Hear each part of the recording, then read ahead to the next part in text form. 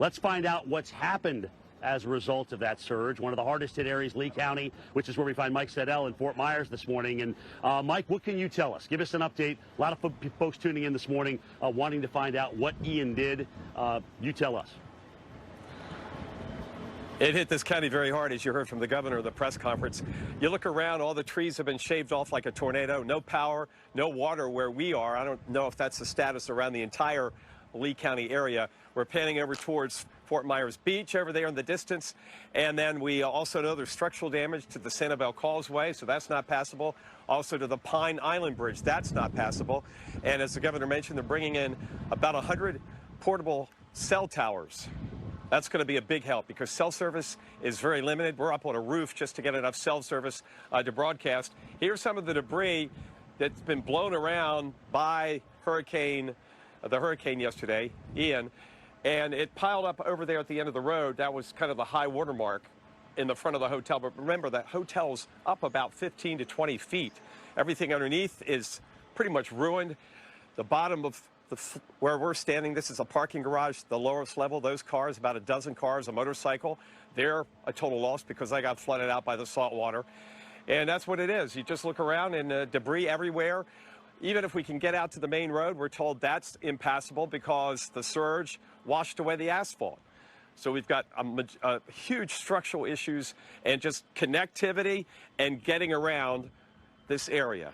We'll keep you updated from here and keep you updated on the potential fatality take here in Lee County as we go on through the morning and through the afternoon. Stay right with us here on the Weather Channel. We'll check back with Jim Cantori in Punta Gorda. Later on, we'll have Stephanie Abrams, too.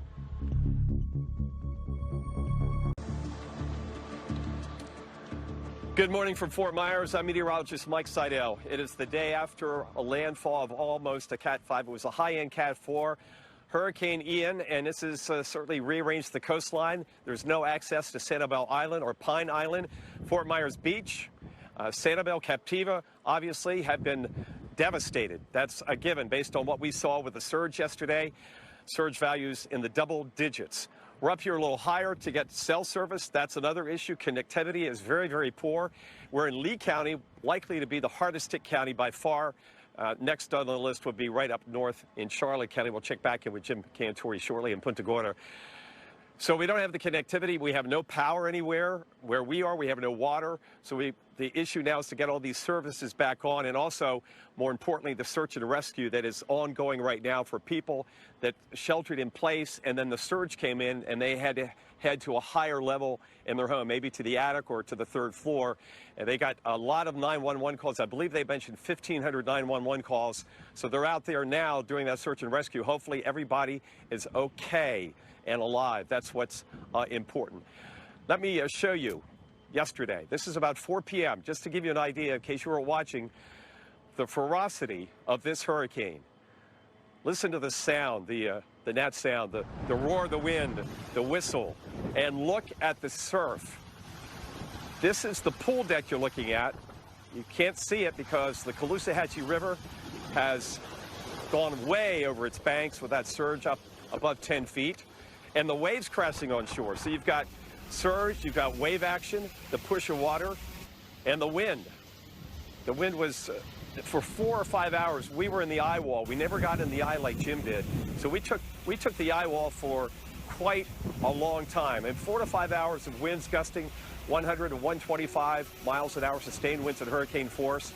There was debris everywhere this morning. We can show you the shot here. And by the way, just seeing off in the distance, we've seen Coast Guard helicopters, or at least the same one back and forth. We've also seen a Coast Guard airplane going up and down the coast here. You can see the debris.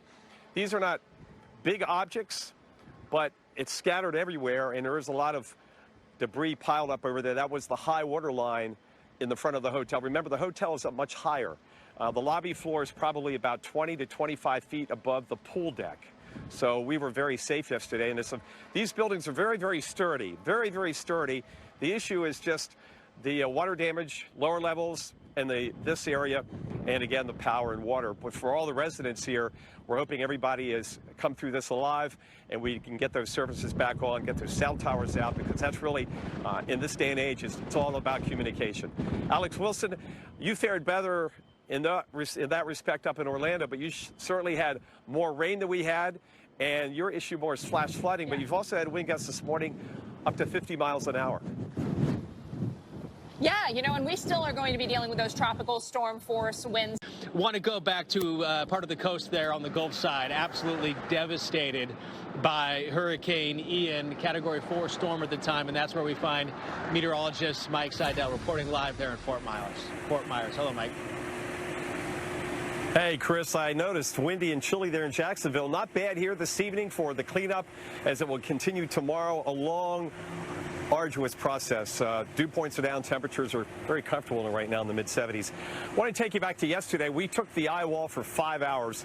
30-plus years at the Weather Channel, and I've never, ever been in a situation where it was this visual and this dangerous. I've covered Katrina, but I wasn't there when it came on shore, but I was here when it came on shore yesterday. And look at the video. I want you to listen to the wind.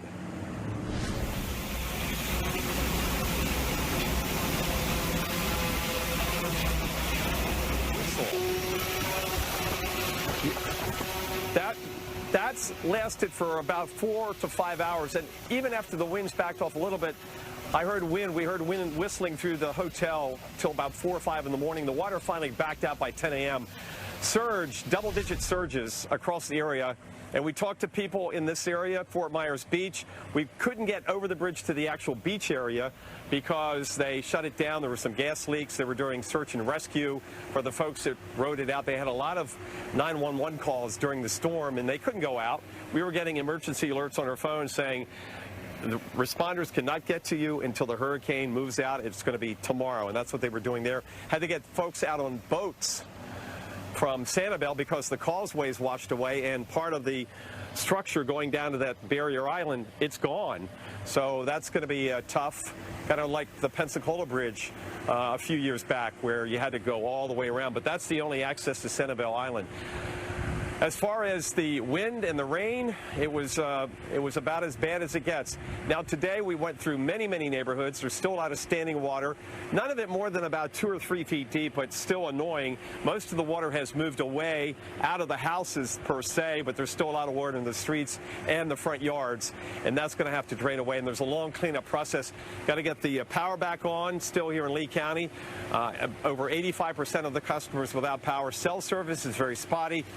And there's a boil water advisory here in Lee County. Either boil the water or get drinking water. Where we were staying in that area, there was no running water at all. So services have to get turned back on. And we have to certainly get this process underway and get the cleanup.